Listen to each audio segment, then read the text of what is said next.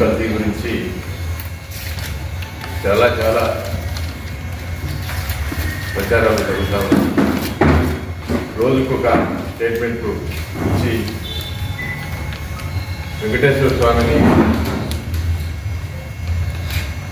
ఎందుకంటే వెంకటేశ్వర స్వామి అంటే ప్రతి ఒక్కరికి కూడా ఆరాధ్య దైవం, కలియుగ దైవం.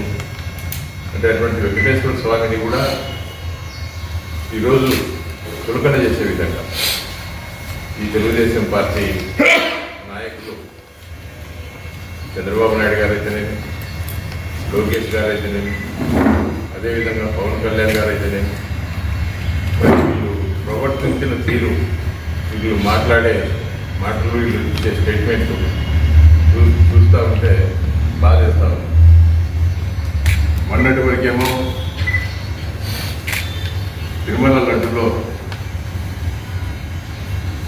పందికొవ్వు వెళ్తుందని, గుడ్డు మాంసం వెళ్తుందని, అదేవిధంగా ఫిష్ ఆయిల్ వెళ్తుందని చెప్పి ప్రజల యొక్క మనోభావాలను దెబ్బతీసే విధంగా మాట్లాడడం జరిగింది.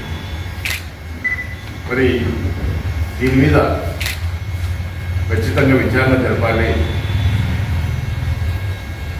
దీన్ని పూర్వాపరాలు పరిశీలించాలి. ఇది ఖచ్చితంగా దీని విషయంలో భక్తుల యొక్క మనోభావాలు దెబ్బతిన్నాయి. దీని మీద కోర్టుకు కూడా వైఎస్ఆర్ కాంగ్రెస్ పార్టీ వైవి సుబ్బారెడ్డి గారు కోర్టుకు కూడా వెళ్ళడం జరిగింది. కోర్టు కూడా ఒక షిఫ్ట్ ఏర్పాటు చేసి అందులో సిబిఐకి సంబంధించిన వాళ్ళని కూడా పెట్టి, ఇటు రాష్ట్ర ప్రభుత్వం సంబంధించిన అధికారులు, అటు సిబిఐకి సంబంధించిన అధికారులను కూడా ఏర్పాటు చేసి ఒక షిఫ్ట్ ఏర్పాటు చేయడం.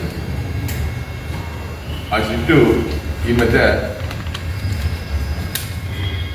పూర్తిగా విచారణ జరిపి కోర్టు కూడా ఆ యొక్క నివేదికను కూడా సమర్పించడం జరిగింది.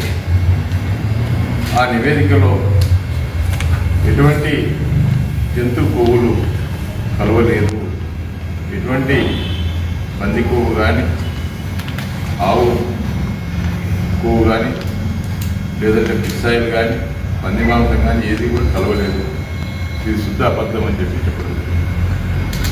మరి ఇన్ని చెప్పినప్పటికీ కూడా ఈరోజు చంద్రబాబు నాయుడు దీని మీద ఏదో విధంగా, ఎందుకంటే తప్పు చేసినాడు కాబట్టి దీన్ని ఏదో విధంగా దీని నుంచి బయటపడాలి అని చెప్పి తెలుగుదేశం పార్టీ సంబంధించిన నాయకులు తోటి పేరు ఊరు లేకుండా, కనీసం ఫోటోలు కూడా వాళ్ళ యొక్క ఫ్లెక్సీలో వేసిన వాళ్ళ యొక్క ఫోటోలు కానీ వాళ్ళ పేర్లు లేకుండా కరుణాకర్ రెడ్డి గారిని, జగన్మోహన్ రెడ్డి గారిని, అదేవిధంగా వైవి సుబ్బారెడ్డి గారిని పెట్టి కల్తీ లడ్డు అని చెప్పి అంత ఫ్లెక్సీలో ఫోటోలు పెట్టి ఈ యొక్క వైఎస్ఆర్ పార్టీని బదలాం చేసేదానికి కుట్ర చేయడం జరిగింది. మరి చాలా చోట్ల ఆ యొక్క విజయవాడ, గుంటూరు ఆ ప్రాంతంలో ఫ్లెక్సీలు కూడా ఏర్పాటు చేయడం జరిగింది. మరి ఆ ఫ్లెక్సీల్లో చాలామంది మరి సిబిఐ వాళ్ళు ఇచ్చిన పూర్తి రిపోర్టు, దాంట్లో జంతువుల కొవ్వు కానీ ఏది కూడా కలవలేదని వచ్చినప్పటికీ కూడా వీళ్ళు మళ్ళీ జంతువుల కొవ్వు కలిసినట్టుగా ఆ యొక్క ఫ్లెక్సీలో పెట్టడం జరిగింది.